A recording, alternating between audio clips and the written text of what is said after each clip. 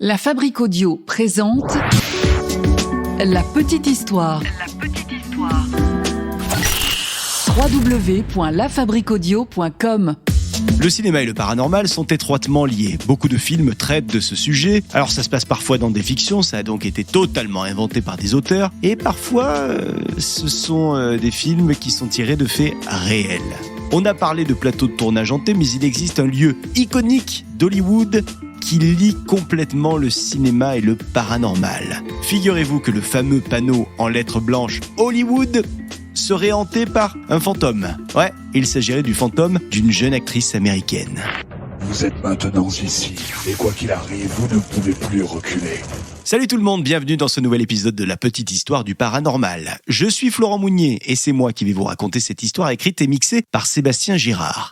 Avec lui d'ailleurs, nous allons faire un petit épisode bonus pour la fin de l'année pour, entre autres, revenir sur votre année 2023 avec La Petite Histoire. On va vous parler de l'avenir de La Petite Histoire, des petites nouveautés qui arrivent pour 2024. Donc, on en profite pour vous proposer de nous poser vos questions. Si vous voulez en savoir plus sur La Petite Histoire, sur les coulisses, sur le fonctionnement, ou quoi que ce soit d'ailleurs, vous pouvez nous raconter vos petites histoires à vous. Vous vous inscrivez en commentaire sur Spotify ou en envoyant un petit mail sur contact@lafabriqueaudio.com, la fabrique avec un K, ou alors en vous inscrivant également par message via nos réseaux sociaux. On est sur X, Twitter, Facebook, mais également Instagram. Allez, on prend la direction tout de suite des États-Unis. Et nous sommes en 1908, le 5 janvier précisément. C'est ce jour que naît Peg and Whistle à Port Talbot, une ville industrielle du pays de Galles. On sait peu de choses sur la maman de Peg, Emily Stevenson. En revanche, son père, Robert Simes Entwistle, est régisseur et acteur. Et c'est d'ailleurs grâce à ça que le père a obtenu la garde de Peg après son divorce. Peg quitte donc assez tôt Port Talbot pour aller aux États-Unis. Et à New York précisément. Elle y arrive en 1913. Un an plus tard, Robert se marie avec Loretta Ross, qui n'est autre que la sœur de l'actrice Jane Ross. Elle est connue entre autres pour son rôle dans la série Star Trek de 1966. Bon, malheureusement, Loretta va mourir en 1921 d'une maladie. Robert, lui, le papa donc, il meurt un an plus tard d'un accident de voiture. C'est un peu la série noire. Alors Peg, ainsi que ses deux frères, vont être adoptés. Et c'est à ce moment-là que la jeune femme tombe en dépression. Une dépression qui va la suivre toute sa vie, mais qui ne va quand même pas l'empêcher de se battre pour accéder à son rêve, celui de devenir actrice.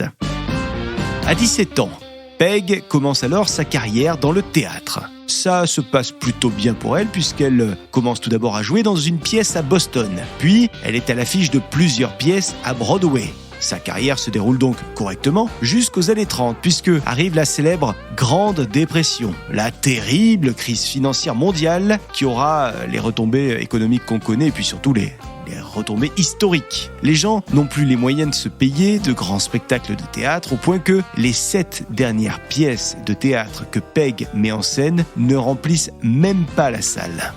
La jeune femme le prend de manière très personnelle.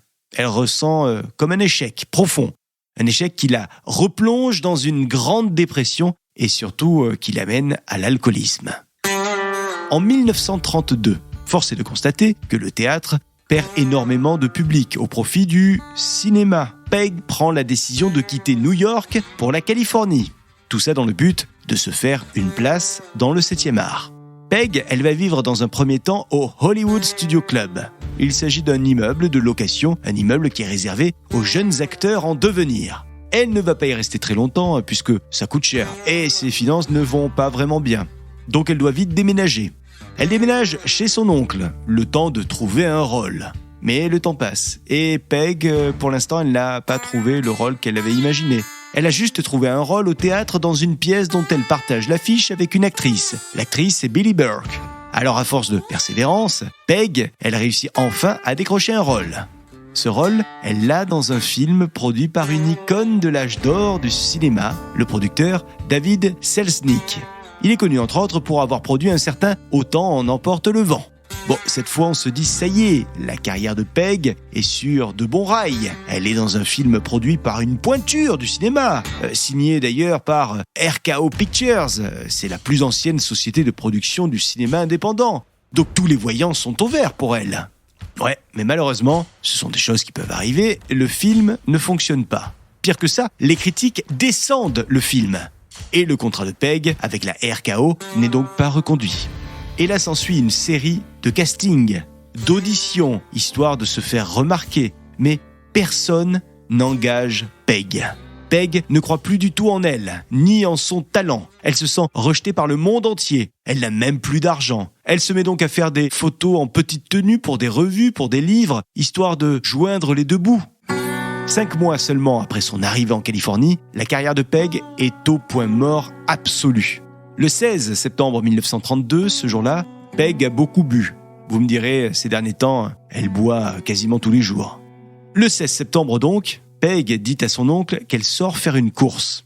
En réalité, Pegg se rend sur le mont Lee, où se trouvent les célèbres lettres blanches Hollywood. Une fois au pied du H de Hollywood, Pegg enlève sa veste. Une veste qu'elle plie soigneusement avant de la poser au sol. Pegg emprunte alors l'échelle de service et, arrivée en haut de la lettre H, elle regarde droit devant elle. Elle a une vue sublime sur le tout Hollywood et là elle saute. Son corps est retrouvé quelques jours plus tard et dans son sac on y trouve ce mot. J'ai bien peur d'être lâche. Je suis désolé pour tout. Si j'avais fait ça il y a longtemps, ça aurait évité beaucoup de souffrance. Signé P.E. Bon, le pire dans tout ça, c'est que 2 jours après sa mort, son oncle reçoit une lettre qui est destinée à Pegg. Elle a été envoyée, cette lettre, la veille de la mort de Pegg. Dans cette lettre, on peut lire que on lui propose un contrat. On lui propose même de tenir un premier rôle. C'est une pièce de théâtre, une grande pièce de théâtre. Et l'ironie est dans le fait que son personnage, dans le dernier acte de la pièce, doit se suicider. Alors depuis ce jour, il y a une rumeur qui circule. Il semblerait que de temps en temps, le fantôme d'une femme se fasse apercevoir, en train d'errer aux alentours des grandes lettres d'Hollywood. Plusieurs personnes, au fil des années, ont rapporté avoir aperçu une jeune femme, blonde, habillée de vêtements qui ressemblaient à ceux qu'on portait dans les années 30. Et cette jeune femme semblait perdue, mais surtout, elle ne souhaitait pas qu'on l'approche. Elle disparaissait derrière le panneau dès qu'on s'approchait d'elle. Elle semblait comme volatilisée. Un jour d'ailleurs, un couple se balade avec son chien sur le sentier qui longe le panneau des lettres d'Hollywood. Et ce couple-là, ils voient leur animal, leur petit chien, se coucher. Le chien se met à gémir. Et au même moment, ils voient une femme qui avance sur le sentier. Cette femme est blonde. Elle est habillée avec de vieux vêtements. Puis elle disparaît. Plus tard, un ranger aurait vu, plusieurs fois d'ailleurs, le fantôme de Pegg. D'après lui, les apparitions se font tard dans la nuit, quand le temps est brumeux. Et à chaque apparition, on sent comme une odeur de gardénia, une fleur qui composait, soi-disant, le parfum de Pegg. Un habitant de la zone aurait rapporté lui aussi les mêmes propos à peu près que le ranger. Il aurait même dit avoir aperçu ce fantôme lors de l'une de ses randonnées. Et il dit, je cite, « Cette femme semblait très étrange. Elle ne marchait pas. Elle semblait glisser. Pas voler, mais glisser. Elle ne semblait pas être un fantôme, mais elle était très étrange. Étrange, mais très douce. » Plusieurs émissions ont tenté d'enquêter sur cette histoire. Des émissions plus ou moins crédibles, comme Ghost Adventure par exemple, qu'on connaît bien pour leur côté très spectaculaire, mais très décrié aussi, pour ne pas dire totalement scénarisé. Bon, quoi qu'il en soit, la vie de Pegg Entwistle, aura été marquée par de nombreuses tragédies, qui à force de s'accumuler, n'auront fait que plonger cette pauvre jeune femme dans la dépression et l'alcoolisme. Son histoire aura inspiré plusieurs œuvres, notamment une bande dessinée qui s'appelle Nowhere Iceland. L'intrigue de départ est basée sur son suicide. En tout cas, si vous allez à Hollywood et que vous passez par le Mont Lee, ne vous inquiétez pas. Pegg ne vous veut aucun mal si vous l'apercevez. Voilà pour cette petite histoire du paranormal autour de Pegg, le fantôme d'Hollywood. Merci de l'avoir suivi. N'hésitez pas à liker, à laisser un commentaire, à partager l'épisode. Je vous rappelle également que vous pouvez nous poser des questions concernant la petite histoire et plus généralement l'équipe de la Fabrique Audio. On prépare avec Sébastien Girard un épisode bonus pour cette fin d'année. Donc n'hésitez pas si vous souhaitez participer à cet épisode. Vous nous le dites sur les réseaux sociaux de la petite histoire, Twitter, X, Instagram et Facebook. Et puis également via Spotify, il y a moyen de nous envoyer des messages. En attendant, moi je vous dis à la semaine prochaine pour un nouvel épisode de la petite histoire. Salut! La Fabrique Audio présente La Petite Histoire. Vous souhaitez devenir sponsor de ce podcast ? Contact @lafabriqueaudio.com.